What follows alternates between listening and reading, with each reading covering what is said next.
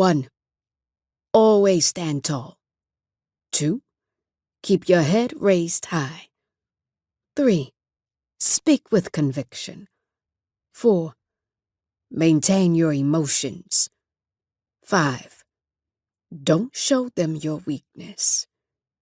Values to live by, instilled in me by my parents. Yet, if I were honest with myself, I took those lessons to heart more than they probably ever assumed I would. To some, I would always be the drug queenpin I was when I was younger. To others, I was the mastermind behind the interworking of all the shit that went on underground in the streets of Chicago.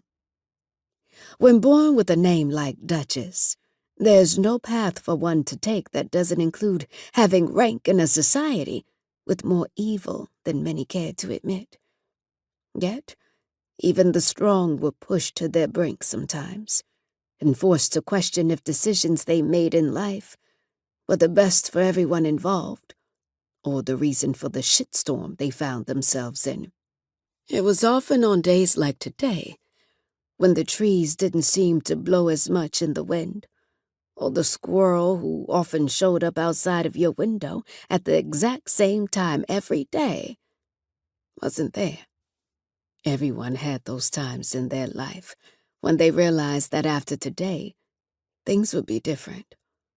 What kept me grounded on days like that were the values that I was taught growing up. On the outside, my tailored business suits and purposeful mannerisms made me seem unbreakable. I'd always been rough around the edges, but even in times of a crisis, I was good at keeping my shit together. Usually. "What happened?" I frantically asked Saint when he arrived home. "Where's Hollis and Jedediah?" Instead of answering me, Saint took my hands. "Don't worry, Jedediah is on it. We'll get him back, Duchess." "What happened?" I repeated, my voice shaky. "Tell me now." "The mission went south," Saint explained. "Hollis is missing. Someone else managed to do the blackout before he was able to pull the trigger. It was a madhouse when everything went dark.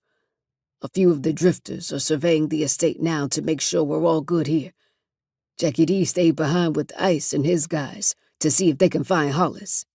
"What about CECE?" Corey asked. "Did she make it out okay?" "I'm not sure," he said. "By the time we got downstairs, we couldn't even make it to the room the private auction was being held, and we ran into more than a few fights that we had to get out of. The guys split up, and while Jedediah is searching downtown for Hollis, Ice is looking for CeCe.